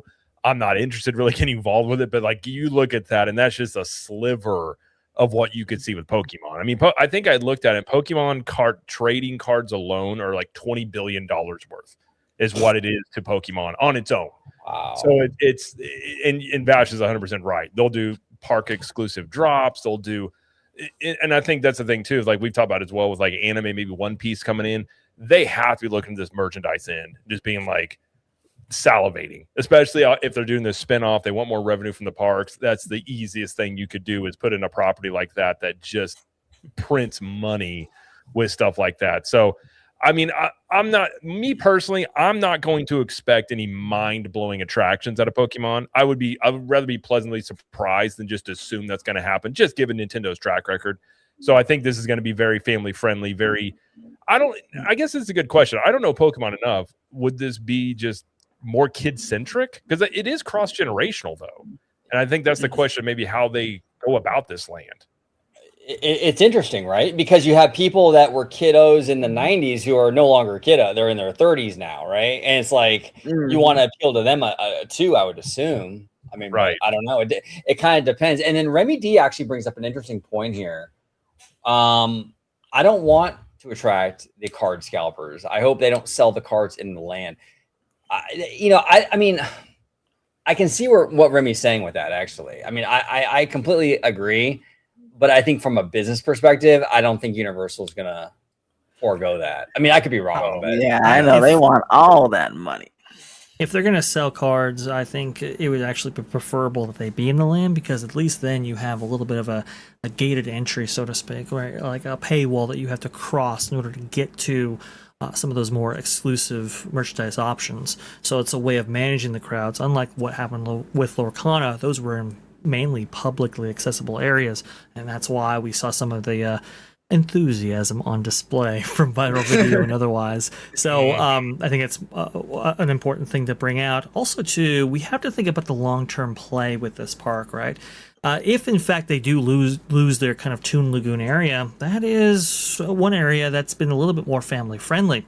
And if they opt for something, perhaps involving some franchises that hit an older demographic, well, then they will be one short. So Pokemon might be filling a need that they might have in the future as much as they have right now. I think it's very interesting to see the development of this, because I think the only other place outside of Toon Lagoon that could actually satiate younger guests is really the Seuss Landing area. So that's one thing to consider. Well, Vash, I love that you brought that up. Because as fans, we're outside looking in, right? And so we don't know. We only know we only know this much information. But these companies, whether it be Universal or Disney, they're looking long term. So you're right. They might be like, okay, we're getting rid of this in 6 or 7 years, so this is going to be the replacement. I can even argue the same for like the Pandora at DCA. Like, a lot of fans are concerned, and rightfully so, about that transition from Hollywoodland to Pandora. But again, we don't know the long game. Is Hollywoodland going to be around though? And maybe Pandora will open alongside Hollywoodland, but maybe the long-term game plan isn't even have Hollywoodland there eventually. So Disney isn't worried about transitions for Hollywoodland, because Hollywoodland might not even be a thing in a decade, right? So it's the same kind of idea where it's like they're always 3 steps ahead, because we don't know a lot of the information, So I love that you brought that up, Vash, because I think that's a great point. Well, even on that same note, and I saw JJ in the chat brought up One Piece could possibly replace Toon Lagoon. I've been saying this for a while, and remind you, I don't know anything about One Piece, but let's say that the idea here is you get Pokemon, then you set up One Piece. Now, I know Pokemon's not really strictly anime, but you could have an anime section of this park that really changes the whole dynamic of this park. I mean, who knows what this looks like in 5 to 7 years? And to the card scalping, it's an issue, but it's an issue that any company would gladly put up with if they have something popular enough that people are wanting to scalp this stuff and do it. So it many times it's just sort of the thing you have to deal with a very popular thing in today's day and age. So there's things they could do. Like, obviously they're going to limit some stuff, but you're going to have scalpers regardless. And from Universal's perspective, same thing with Disney. I always say, I don't know how much they care. If they're selling this stuff, who cares? Like, they're just going to look at us being like, well, people either come to the park and get it, or I guess they can get it on eBay, but they can't control the secondary market anyways. And I think this could be bigger. Honestly, I think Pokemon, and maybe you couple that and just add Nintendo in there, might be bigger for Universal in their next phase of growth than what the Wizarding World was, just in terms of how big all this is. I completely agree with you on that. It's going to be a total, And it was a generation, but this thing is a beast. It's going to do crazy numbers. Go ahead, Wizard. The cool part about Pokemon, the lands, at least more so than the Super Nintendo worlds, is that all 3 of the parks will have totally unique rides and totally different lands. So it won't be just cut and paste. Like, Japan will have something totally different than this, and Hollywood's gonna have something totally different than this. So it'll encourage you to go visit all the parks and have true exclusives. And the Pokemon lands will look aesthetically different too. Japan's based in a city, and this one might be based in like an island. Who knows? But it would look really cool. Whereas Super Nintendo World, of course, just like copy and paste over and over again. And of course, we got the smallest one. Yeah. Well, and Pokemon's interesting because it's owned by 3 companies. Nintendo's part owner, and I don't know the other 2, but like, it's not just a Nintendo thing, so it could have a different dynamic than Super Nintendo World and things like that. But I think what's also really interesting about it is if you look at the way that if they bring this in, and I guess this is a question always pops up too, can they technically I've heard people say they can't do Pokemon in the US until they do it in Japan. Is that true? I haven't found anything that points to it. I don't know if you guys have ever found anything about that. Yeah, that's it. Always I mean, up they in a did video, I doing it first in Japan, but that's because. And they were very clear that they wanted to go ahead and bring Pokemon experiences throughout the world when actually signing that deal for Japan. So I don't think there's a limitation there. There could be perhaps it has to be installed first, perhaps in Japan, but I don't think there's a meaningful limitation. I don't think Universal would sign up for that necessarily. I agree. And it's true. It's true. They've been doing I don't know what it would entail, but they've been doing Pokemon stuff and the No Limit parades for years in Japan already. So I'm sure that might have even just eclipsed because Pokemon has been in Japan and costume characters and stuff for quite a while now. Yeah, well, and I think too it could be simply where it ends up coming to Japan first because most of these things are, they're based from Japan, so it would actually make sense that they would have it first. I just don't know if there's anything in the contract or anything like that. I haven't found anything, but in this case, I mean, I do think that isn't Japan already building theirs? Yeah, that's I thought it was going to be open by now, but it should be almost open, whatever it is. Yeah, so whether or not it's a thing or not, it's probably going to be taken care of regardless if that's the case. But yeah, I mean, I'm really curious how quickly and if like you said, Wizard, if they start building this land as they're demolishing all this stuff, you could really, and Universal builds quick, you could really see this come together in the next 2 years pretty rapidly, to be quite honest, which I think would be, and this will change the dynamics of islands, obviously, but just of Universal itself. I mean, I think that it might be able to finally pull some stuff from Epic in terms of just sheer demand. Right. It'll be interesting. And to mind you, again, I'm not a Pokemon person. I don't know anything about it, but I just know how big it is. And they got to be licking their chops looking at the money they might be making off that. Well, Jared, let me ask you a question, right? I'm West Coast. You're East Coast. What's up, Cliffix? Cliffix. I wanted to ask you, does Universal out there in Orlando have a photo pass equivalent where you can pay for professional photos? Yeah, it's a very similar add-on thing, but they don't have as many photographers out. It's mostly for ride photos. Sometimes you walk in the middle, so they do have it. It's not as expensive as Disney's, but I've always felt they need to expand it and do more with it. But they do have something similar, though. Well, I was gonna say, I mean, you put out a Pikachu walk-around character, and you put those Universal Photo Pass people out there, bro. They're gonna make a mint on that. Mm-hmm. Are you kidding? Magic shots with Pikachu and all these. Yeah, I mean, you can just see it in front of your eyes how much money they would make off that stuff. Yeah, I think WWE Pro coming in here as well. I just see Poseidon's Fury destroyed. Would have preferred to see it retrofitted. I do agree. I never like to see these kind of original classic attractions. Obviously destroyed or fully replaced like we are seeing now. And I think the company was maybe perhaps hesitant about doing that, at least initially, until maybe a concept came along that could possibly reuse some things or mandated a replacement. I think in this way, Universal looking at it okay, look, I think this was the only original land outside of the port of entry when Islands of Adventure opened. This never quite really did the business that they wanted, never quite had those high satisfaction scores that they expected for this whole thing. And it was if something's going to replace this meaningfully, if we're going to do all this work to just level this whole thing and go forward, I think Pokemon was that franchise. I think, there were talks, right, Wizard, about maybe possibly retrofitting portions of it for the Legends of Zelda. But I think it all kind of came down to, Pokemon's going to be a huge moneymaker for us. It's going to offer us, untapped potential in terms of revenue output. So if there's one franchise to replace this, that's going to be the one. That's what they ultimately chose. And that's a great point because this has been a really interesting story of Lost Continent in terms of the big rumor out there was, Zelda's coming in here, and you had Poseidon's Fury go down for a refurb, reopen, and then very shortly after shut down suddenly. And you're like, what? Okay. And then it just sat vacant, which I do know they have had probably, I can count 5 different ideas for Zelda, and they never have pulled the trigger for whatever reason out there. And I know at one point they're looking at Do what? Isn't it funny? Zelda. Speaking of Zelda, how you said Jared is supposed to come here, and then it was going to Epic, and now all these things would have been built and open here and at Epic before Zelda even breaks ground, if that even happens. I know. It's crazy. And now I do want to say, to Pro's point, the one thing that I'm personally disappointed about this is actually because I think from Universal's perspective, it's brilliant. It's a smart move for them, 1,000%. But I've never gotten a chance to eat at Mythos, and that bums me out.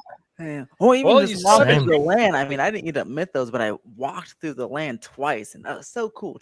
Especially the last trip, we weren't rushing, so I was able to taking all the details, and I'm like, oh yes, Liz, enjoy this because it'll be gone next time we come here. It'll be something else. So I'm like, enjoy it, and I saw the Poseidon statue before all the cement. I was like, what a beautiful! I made sure to take as many pictures and videos as I could and put on my computer because now it's gonna be gone. Yeah. Yeah. I did the same thing. I went and got more B-roll of it because it whenever the whole you got the trident, the big foot there, and I was like, that's going quick. And by the time I got pictures, it was gone the next week. And really, that's the thing. I actually always liked Poseidon's Fury. I thought it was a cool ride. I remember it as a looked kid, really cool from the POVs I saw. It was cool. It was unique, and I've always felt if they kind of updated all that stuff, it could really, really work. And Mythos is great. I am very bummed about Mythos leaving. But I have been told that the Mythos crew is essentially the ones that are going to be over into and I heard some of the dishes will just move over there. I heard. So these signature ones. It's going to be like the same menu. Yeah. So that'll be nice. Yeah. So over there at the kind of Hammond's. At the Hammond, Yep. So we'll, I think, like I said, it's a weird thing because I just did a video today talking about. I think Universal, if you're looking at bringing maybe One Piece over, maybe you look at what Japan's doing. They got like a One Piece takeover right now. That's something you could see coming to Universal too. So I think, Pokemon, obviously. Universal Wizard and I'm pretty sure this is what's coming here. If they put a One Piece thing in there. They have. I think there's a stage by Toon Lagoon, right? They should convert that stage to the Waterworld stage and put the One Piece Stunt Fan Fest nights over there because that was so cool, bro. That One Piece Waterworld show was the craziest stunt show I've ever seen in my life, dude. Wow, that thing was crazy. I don't even know the guys' names. I don't really follow One Piece, but this guy, the main guy with the straw hat, right? I don't know his name, but he gets shot with he's just getting riddled with bullets, right? And he collects him in his chest and then fires him back. That scene was out of control. I was like, this is so sick, dude. I loved it. I love that show. And it fits to Universal. They like stunt shows, and I love a good stunt show. I think Born Spectacular is good. I think the Indiana Jones is good. So I would not be against it. And that Toon Lagoon auditorium, whatever it is, they haven't done anything with it meaningful in maybe a decade. I mean, it just sits there. So I think you could definitely. And also, I would point out, and this is a little similar topic, but Wizard, I think you had also said that. I don't know if you're going to talk about Simpsons might be going away in Hollywood, and if Hollywood's losing Simpsons, does that mean Orlando is too? Because then if that's the case, then you got what are you going to do with the Simpsons here in the next 2 years? Maybe One Piece there or something. Because I don't know. I still heard Orlando's keeping theirs for a while, but maybe just until 2030. I don't know. I know. I've heard back and forth on that too. And I know there's some people that said that they have renewed it, but I haven't seen anything official yet, at least. Yeah, I mean, and I don't know, but it's weird because then the Matt Shackman, I think that's him, talking about Treehouse of Horror over that Halloween Horror Nights. Then Universal kind of just said, "Oh, not officially," but they're like, what are you guys talking about? That's not happening. It's kind of weird there. Something unofficial, official, I don't know, but doesn't seem like that's coming anywhere. And there were some spirit jerseys, at least in Hollywood, that were leaked, but someone took a picture of them, but they haven't been for sale yet. So I don't know what happened there. So it was a little weird. Interesting. But at least for the Hollywood, once again, for the 2 billionth time, heard that the Simpsons and the tram area will be redeveloped together. I don't know when. Interesting. And, what I heard. and Wizard is for everybody at home that wants to like. Wizard loves the tram. Like that's his thing. Oh yes, I go on it That's every his single favorite.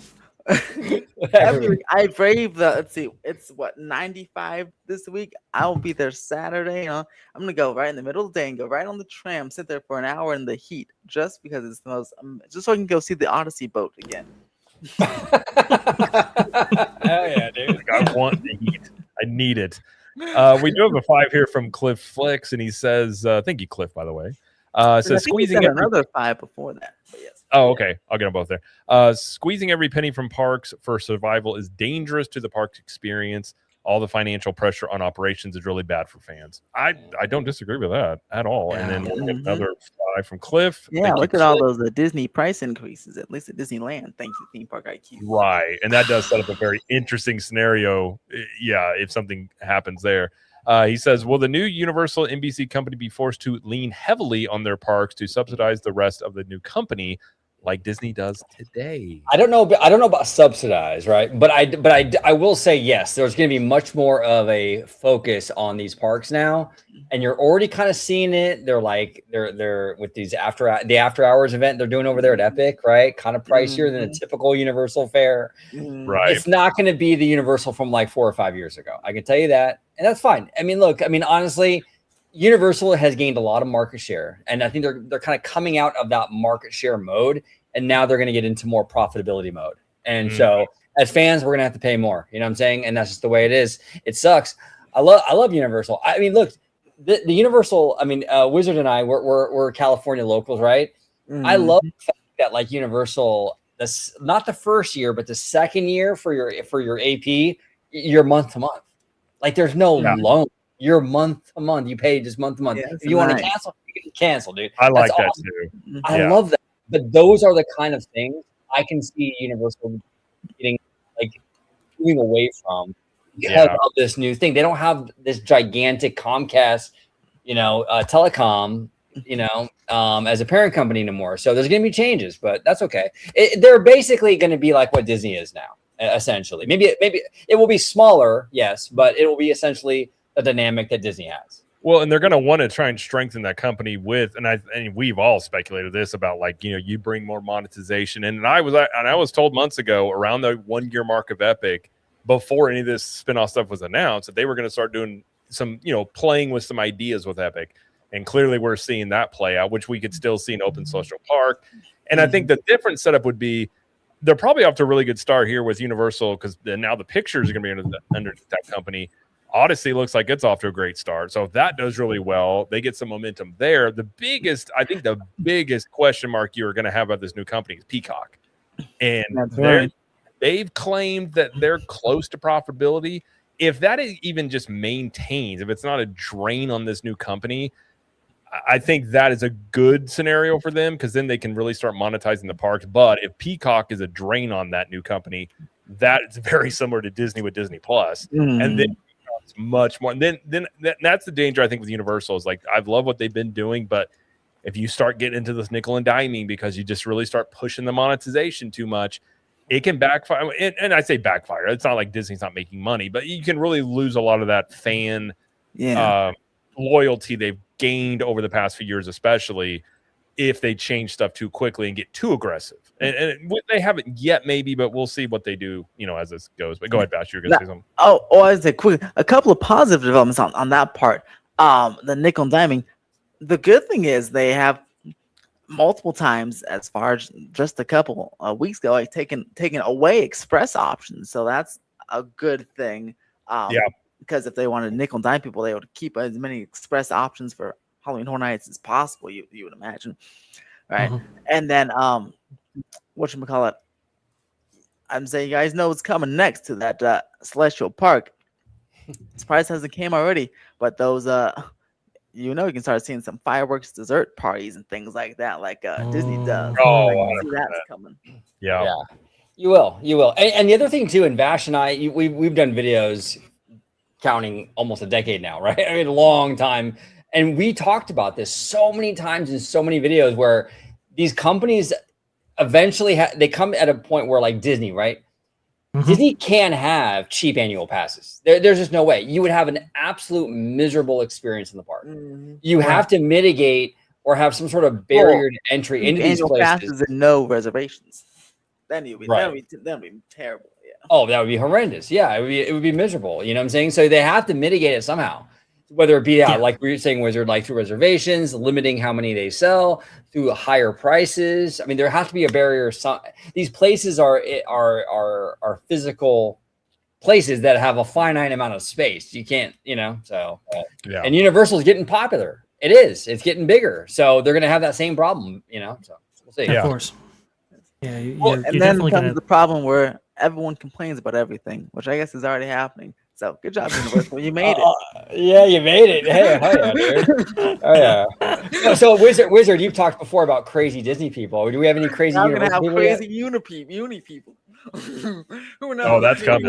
That's the next stage. Well, and to Wizard's point, they pulled off Express Pass from Hagrid's, seemingly for the guest experience. Yeah. There's some questions about, the Halloween Horror Nights move for the frequent Fear Pass people that they pulled the Express off of there. Now, that one may be to make more money because I think I broke down the math on that one. They were paying like $50 a night, essentially, to have Express Pass on there, which you could easily end up buying. They could sell those for $200 or something more a night. So I think that's probably a money move. Maybe it's a little bit to alleviate some of the express lines and things like that. So they're already doing some interesting things, but to their credit, some of it does seem to be for the guest experience. And I guess we'll see if that continues. And Cliff Flick says Universal Adults, maybe. Well, okay, I want to get into this for a second because Cliff Flick's opened up a can of worms. Universal Bros. I like that better. Unibros. That works. Unibros. But here's the thing: no one calls them Universal Adults. And here's the thing. There's a reason for that, because I think Universal, at least from the perspective of like the normies, people see Universal as like more adult. Yeah. The reason why we have the term Disney adult is because there's this normie perception that like Disney's for kids, and you're like a weirdo Disney like fan that likes kids stuff. So I think it's stupid. Well, yeah, that's exactly what they think. I'm like, am I gonna like, wow, really? You can't be 20 and just go to Disney without a kid and enjoy the rides, like, Yeah, no, I agree. I go to Disney. I mean, Wizard and I have been, Vash and I, we've all been like, and like we don't have kids, and you can go and look. Universal and Disney, they both have a lot of adult experiences. Even, at Disney, you can get a drink with your buddies.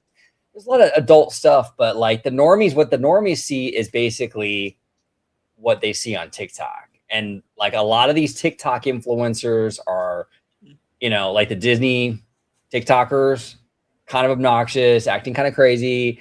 And so they think that, they think all of us Disney fans are like that. And we're not, they all have, by the way, the same, even my wife Liz says that the influencer voice. So guys, welcome today. We're here at Disney trying to our nice food reviews. Let's go.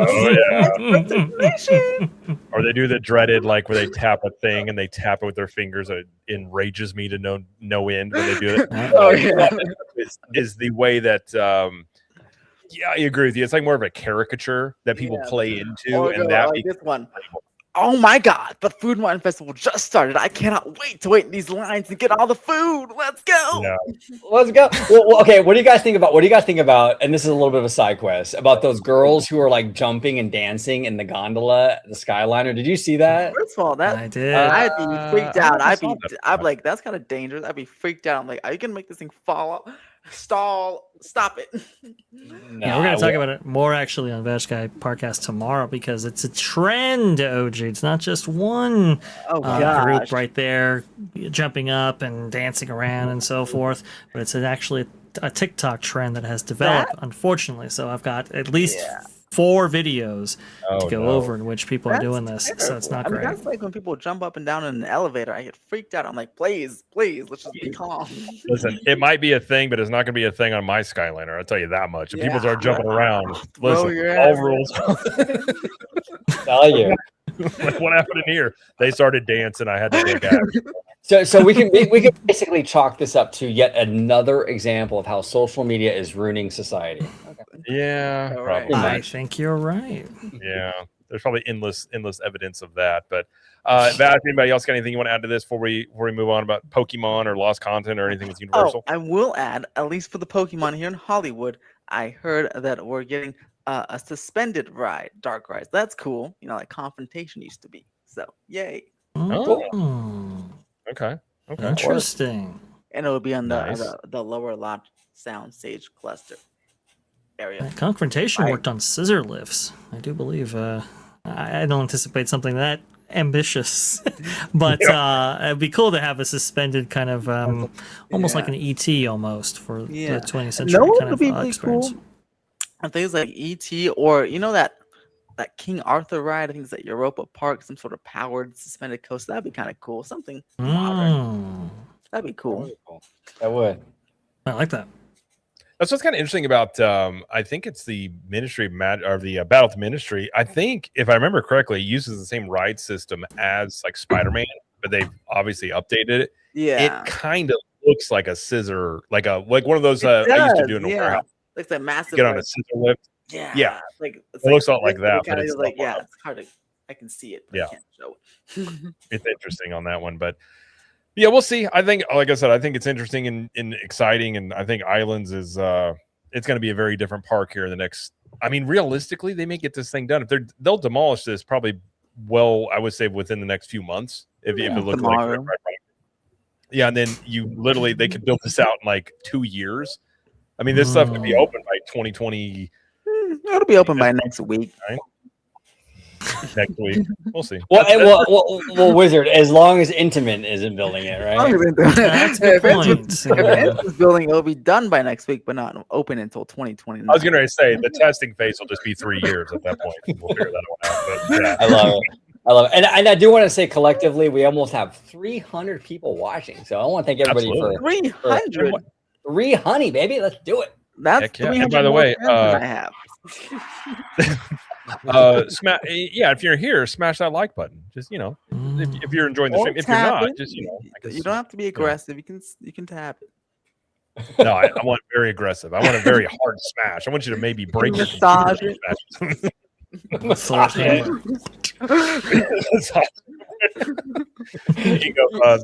influencer rub the like button. You got to rub the like button. You got to work your way in, right? Where you got to romance a little. You can't just smash. You got to play some Boys to Men. Go real slow about it. Just like that, Vash is out. Yeah, Vash like I'm done. I can't condone this behavior. Surprise live stream on ParkCast. I'm out of here. Oh my God! All right, let's move on. Let's talk about. It's never fun to talk about layoffs, but these layoffs are.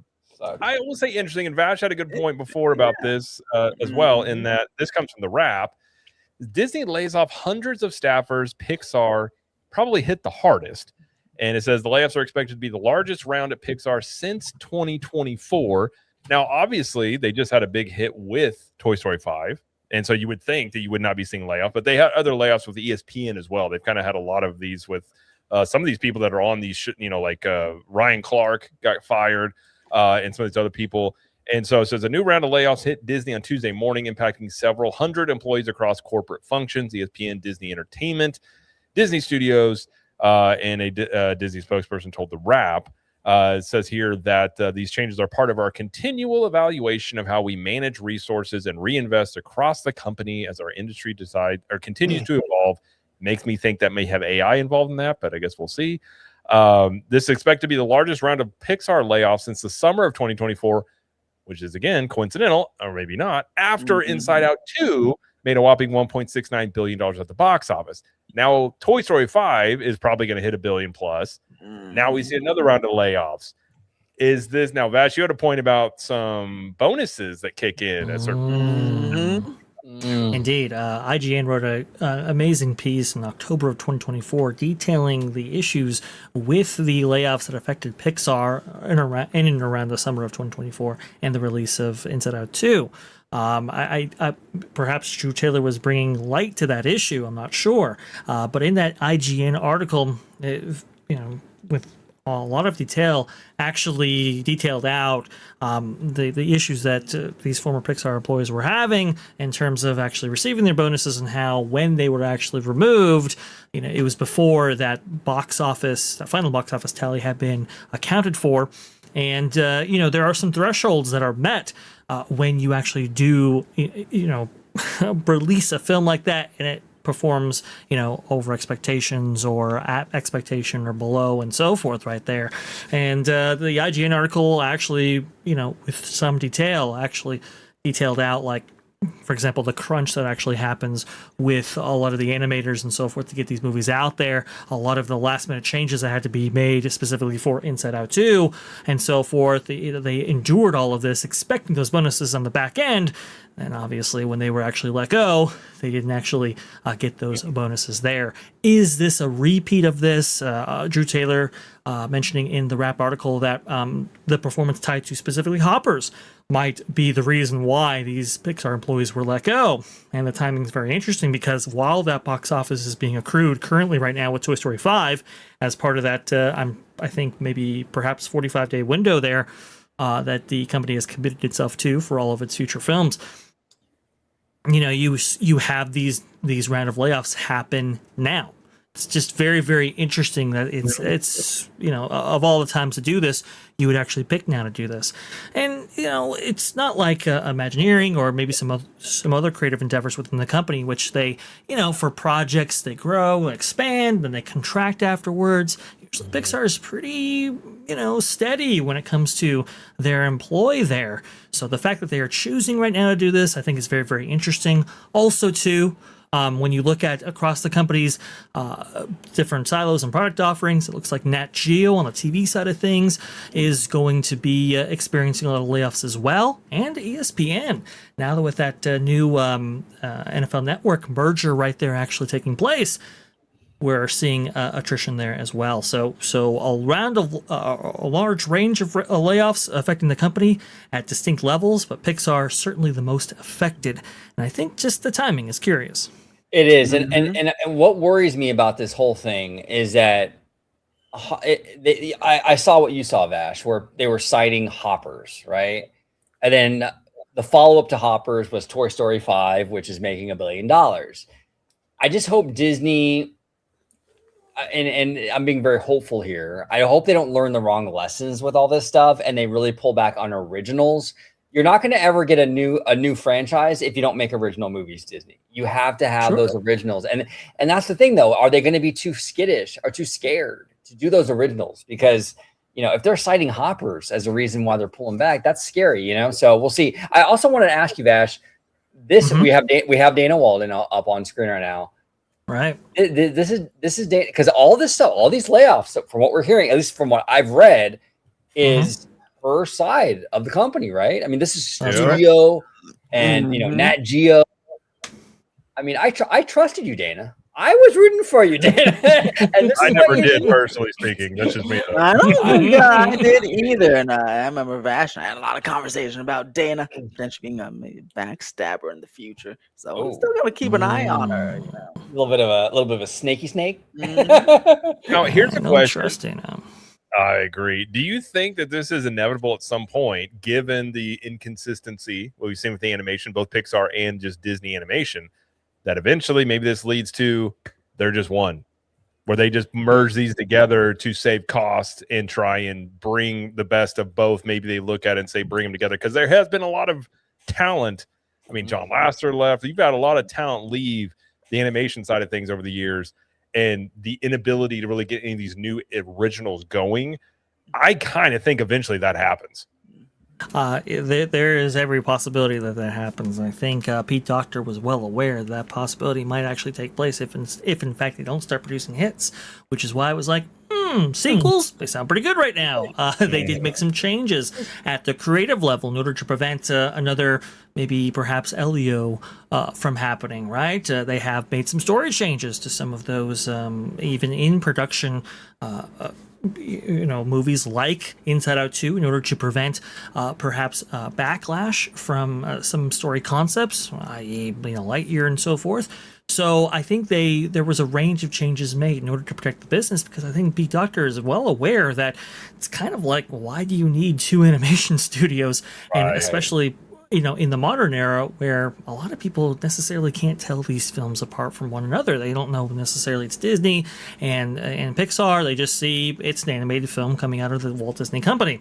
It's actually a very similar issue that Universal is actually having. I do wonder if DreamWorks and Illumination are eventually merged as well because of the same issues, but that's besides the fact. Anyway, Pixar, obviously, its creative process and so forth was a very expensive venture. Now, it all paid off when you had, I think, the assemblage of the Brain Trust there, but obviously there have been some changes from Pixar that have occurred over the last 10 years or so, and I don't think they're quite in they don't quite have the ability to launch these big projects, right, with these big AAA budgets that they used to have. I think Drew Taylor brought it out in his article today that if they do bring out original fare, they might have to do it cheaper than what they bring in now. And I think the budgets might be adjusted for original fare versus sequels and so forth. Go ahead, Wizard. I was going to say... real quick, Wizard. Just real quick. I just want to say one thing too. That I think that theme parks will be impacted big time by Pixar being folded into Disney Animation, because you have things like Pixar Pier. What do you do with that? You have the Pixar Place Hotel. If the Pixar brand is no longer existing and it's all Disney Animation, you have to retheme all this stuff again. That's going to be a whole nother can of worms, but we'll get into another day. But go ahead, Wizard. I do apologize, bud. I was going to say for the Universal part, because they do also have two animation studios, and I feel like, at least for now, I mean, we'll see what, I guess, Shrek and then things after Shrek, but I feel like the Illumination and DreamWorks, they have a very different feel, at least with their animation. Like Puss in Boots 2 and the Wild Robot are looked very different than the Minions film. I feel like DreamWorks is more, I guess, adult. And then Illumination's like more kiddie, at least for now. So I'm curious if that will continue and that will maybe save them from being combined, or if they'll be more and more similar and then eventually be combined. Well, it used to, Pixar had as time has gone along, a lot of, at least in my opinion, the Disney animation side has become much more Pixar-like, where I agree with Vash, like you really they look the same between these two. They literally look the same.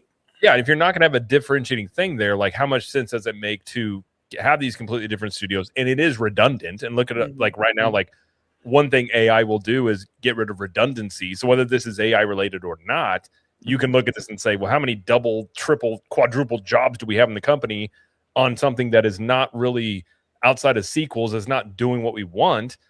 You know, if you have you bring in the people that you think are good on both sides, and maybe that does make it stronger. But also, Hext is getting ready to come out to very little marketing that I have seen. I don't think they have a lot of confidence. I saw lucky one trailer. Yeah, and so it's like, I don't, if that doesn't do well, is that the nail in the coffin? Is that no? But here's another problem: is that a Pixar movie or a Disney animation? No, it's Disney animation. Okay. So it's yet another thing where a lot of people just have, even my kids have confusion on that. They don't really know the difference between Pixar and Disney animation now, and that's your core audience there. So right, I think that could be part of it too. Go ahead, Vash. I think from investors and shareholders, I think they've said the same thing. It's kind of like, why are we maintaining two animation studios with distinct locations? Certainly, right? One's in Glendale, one's in Burbank now, and then one's in Emeryville. It's kind of like, why don't we have these things under the same house? Why do we have two different, taxing structures and so forth, and different personnels and all these different things that go into these two distinct silos? Can't we compartmentalize and really, reduce that overhead, which I think is a serious concern. Now, obviously, part of the acquisition of Pixar was to maintain that autonomy right there, but the stalwarts who were even part of that deal basically have all left the company, right? I mean, Steve Jobs has been unfortunately passed away for 15 plus years now, right? John Lasseter no longer with the company, and so the people who would have otherwise created that impasse to prevent something in which you have one distinct company right there, the kind of merger between the two, those people are no longer present, and so you got to definitely look to mitigate costs and so forth. I think Disney might be actually in the process of evaluating that now. With Toy Story 5 coming out and making buku bucks at the box office, I do think that's been staved off for quite a bit right there. We do have some big-time productions coming in, like Incredibles 3, for example, so I think the company is looking at that. But if anybody believes that they're going to spend, 300 perhaps, maybe even, in excess of that for something like Elio, that's just no longer going to be the case. I think with this original fare, expect lower budgets.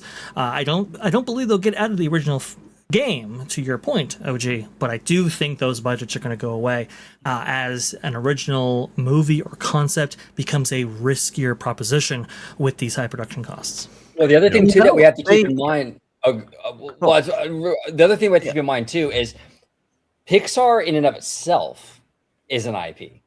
Like we have whole lands themed to Pixar, a whole hotel themed to Pixar. So if Disney sees internally that Pixar as its own IP, like an overall IP, is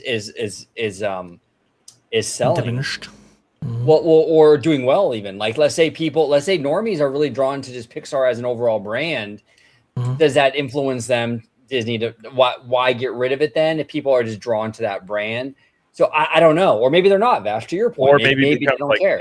Pixar Disney animation, like they could just keep the name somewhat and just combine the two. Because I don't think Disney also would want to not have Disney in the name. If I were to guess, if they were going to merge the two, but that's a very good point. Disney Pixar animation. Yeah, Disney Pixar animation. Yeah, I could definitely see that. And then we have another 5 from Cliff Flicks. Thank you, Cliff.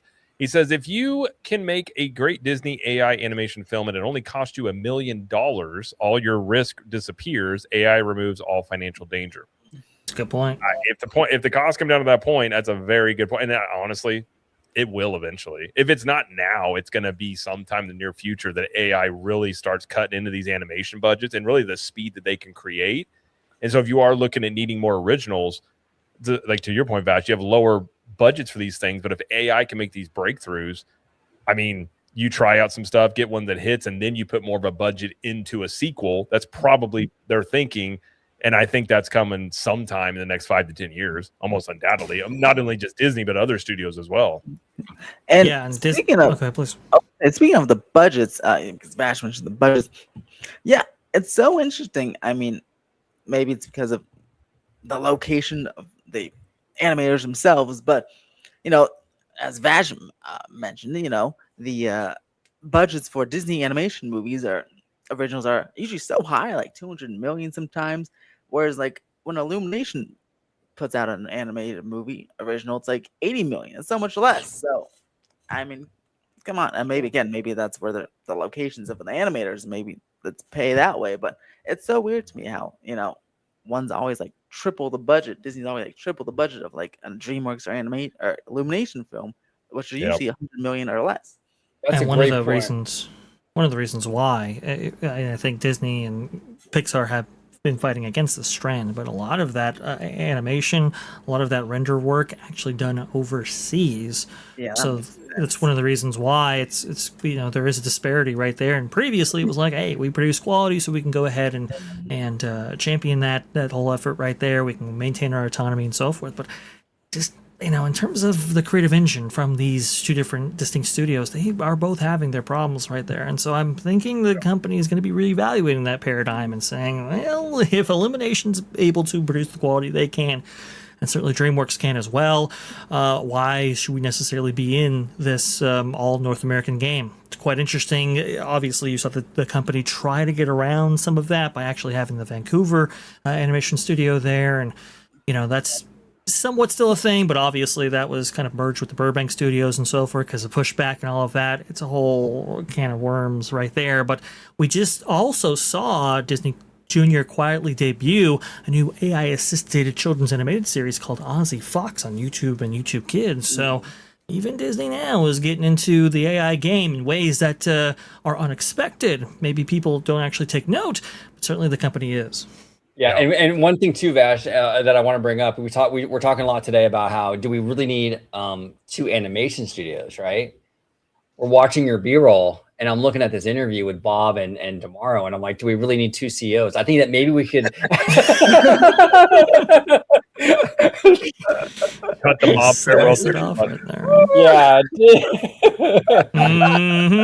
I don't know. He just Trim merged off them the into fat. one. Right. I see a little bit of a redundancy there. Come on, right? waistlines. Trim off the fat. Yeah. Bob, we're cutting your cardigan budget. You got to cut back. And he's just like, this is unacceptable for me. I need more cardigans. Yes. This is the key to our success. Yes, you don't understand. The cardigans are all the power. JJ has an interesting point. He says AI can't replace animators. I don't know if I agree with that, considering what animation is now is mostly computer animated to begin with. So it's AI is very similar to CGI in many ways, and I'm not saying it doesn't have its dangers, but like, are you able to prompt the things that you want? And you know, the cost of AI, somebody pointed out the cost of AI, which is totally a thing, but that's right now. I mean, eventually this stuff, you know, some of this stuff may have been a little too soon, may have jumped the gun a tad bit on some of what AI can do, but it's not going to stop. And they're going to, and especially if you bring it internally and you set up your own, which I'm sure Disney and Universal and all these companies are doing, where they're not going to Claude and being like, hey, give me X, Y, and Z. They're setting up their own internal stuff that they're going to be able to utilize at a fraction of the cost. Yeah. And I think that whether that's now, like I said, or in 10 years, it is moving in that direction. I think a lot of it just depends on, and I think maybe why Disney's doing those tests, you know, putting out this AI stuff that's just at random to be like, how do audiences react to something that they know is AI generated? And if audiences start accepting this, which I think they will over time, that's when you could really see them be like, okay, audiences don't seem to care. We're going to move this even further. And I think really it is a small, like a slow march to getting AI to get the audiences to be like, this is just what it's going to be. Whether you like that or not, I'm not saying I like it. I think that's just what they're going to end up doing. Yeah. And another question I have is that I'm assuming, and again, I'm not like an expert on, you know, legal stuff. I'm not a lawyer, but like, are these companies obligated to even disclose if it's AI or not? Like Disney could release a movie, can't they? And theoretically, I don't think they legally have to say it's animated by AI or anything. I mean, they don't have to do that with CGI unless there's new legislation to put out there. But as of right now, I don't think so. But I could be wrong. Thought the agreements with some of the unions within Hollywood stipulate that things have to work a certain way. I don't know what the stipulation is to be fair. Oh, gee, Jared, Wizard, I'm not quite sure. But look, this is definitely going to change the game, right? And, you know, I'm reminded of that that line in Jurassic Park, the original, right? Where, you know, you have the scientists going up a stairway and they're looking at the skeletons and so forth, other dinosaurs, and it's like, oh, well, it's, you know, we're going to be extinct here. That line actually comes from the fact that, you know, originally the way to actually produce dinosaurs on screen was stop motion, right? And then the CGI you know, era came to fruition, and it was like, oh, this is a way to do that. Now, initially, the people who were actually doing stop motion were able to, you know, process their imagery, right, by actually having this kind of, you know, stop motion type figurines and so forth, and they would actually provide prompts into the computer in order to kind of simulate some of the animation that would come from originally stop motion, but now all CGI. Well, we don't quite have that process anymore. CGI is completely taken over. We don't have this kind of stepping stone from stop motion that we had before. I do believe there will be an element later on in which all this stuff is pretty much AI driven right here. Now, obviously, animation will have to, you know, provide a stepping stone to get to that point initially. But I think a lot of those inhibitions will have been overcome maybe sooner than we think. Yeah, I agree. I mean, even the unions, I mean, they can fight this stuff, but honestly, it's probably a losing battle. At some point, this is going to become the norm of many things, I think. But we'll see. But I do think these firings are interesting timing, and it wouldn't shock me if a corporation is looking to save a little bit of money by not paying out some bonuses. And, you know, hey, we gotta cut some stuff here. And who knows if it's AI related or not. But it is, again, to your point, OG, this is all Dana's world that is being cut here, and that is very interesting in terms of like, I wonder if this is initiated by her or tomorrow. You know, that gets very interesting territory about where did this really initiate from. But regardless, I think I'm on the road. My kids are getting ready to go to bed. I know OG's got a heart out here, so we're going to end this stream almost to 2 hours. It's pretty much the same show, a little different location here. But my internet held up, so I'm happy about that. I actually didn't know if it was going to hold up, given you never know with hotel internet. But before we get out of here, though, I just want to let everybody have their outro here. Let everybody know where you can find them. And I think we had a really nice stream here. So Orange Grove 55, as always, thank you for being here on this fine evening. Where can everybody find you out there and all your internet happenings? Yeah, you can find me right here on YouTube, Orange Grove 55, talking theme park, studio, all that good stuff with these fine gentlemen all the time. I want to thank everybody in the chat, Theme Park and Things, Remy D. Hey, Remy D, I want to give Remy D a big shout out because Remy D really provides a lot of interesting conversation because Remy will push back. Right? Remy pushes back, and I like that. I like that back and forth. So big shout out to Remy and Cliffix. Everybody, thank you so much. But you can find me here on YouTube, Orange Grove 55, Instagram and X, Orange Grove 55. I want to thank everybody for joining. Now, Wizard, I think I'll pass it to you, but you also had a final comment, I believe, on Dana Walden and her pantsuit, right? All I wanted to say is with all this AI, if that does go in that direction that Jared was saying, that's what makes the theme parks will be ever more important because it'll be physical things that you can touch and see and walk in. So we gotta take care of them and preserve the theme parks. If AI comes over else, we gotta preserve the things we can physically touch. So keep Disneyland pristine and don't ruin it, Disney. But so you can find me, Theme Park Wizard, on YouTube, Facebook, Instagram, Twitter. Twitter is Permanent Wizard, and you can go and find me at themeparkwizard.com. Find all the lovely stories that Jared showed off today and more. There he is, Theme Park Wizard. Absolutely. Thanks for being here. And of course, Mr. Vash Sky from the Vash Sky ParkCast. And I was proven wrong. 11K. So congrats on 11K. And where can they all find you out there? 50K by Halloween. 50K. Yeah, exactly. It's these crazy metrics that everybody puts on my channel. It's crazy, but I love it. You guys have been absolutely phenomenal, super supportive to get through these thresholds. And I want to go ahead and thank each and every one of you for your support in that effort. You can find me at Vash Sky ParkCast, where tomorrow at 2 p.m. Eastern, right there, we're going to be talking about so many of these stories as featured right there. It's like we're going to have almost like a Wizard segment, so maybe we had to invite Wizard on talking about that because there's so much actually going on right there that might be appropriate. But we're also going to talk about some of that Lorcana craziness that we were talking about before right there. The Skyliner, I have the Skyliners. Skyliners are awesome, but these Skyliner riders over there at Walt Disney World, not so much right there. We'll be going over that footage as well. Lightning Lane, lousy experience. If you're the one conducting Lightning Lane experiences, it's kind of interesting because Ben Fritz has a very interesting article in the Wall Street Journal talking about that. So we'll be talking about this. So much more. Disney layoffs, of course. You can go ahead and catch us at 2 p.m. Eastern right there. 6:30 p.m. Eastern on Thursdays. Also, too, and Vash and Vixen on Saturdays at 3 p.m. Eastern. Should be a whole lot of fun. Jared, OG, Wizard, thank you for having me on. Of course. Thank you for being here. And yeah, everybody go check out Vash. And we're going to talk about that Skyliner thing next week. I need to get up to date on that because I have some opinions on that one for sure. Cool. And we also have 2 gyms. Let's go. I don't know what gyms are, but thank you for it's like this new thing. G Gobble. There we go. That's new. I know. It's also what they do on TikTok. I don't know, but thank you very much. Much appreciated. And thank you everybody in the chat for being here, hanging out, and people that donate. It's never expected, but it's always appreciated when you guys do. If you're not watching on my feed, you can find me at Captain Magic. I do very similar things to all these guys here, talking about theme parks over there, daily videos, live streams. And then over on the CTM podcast, my wife and I, we talk more in depth about Walt Disney World, Universal Studios, how to navigate trips and things like that. We're actually, because we're in Texas right now, we're going to the kids resort tomorrow.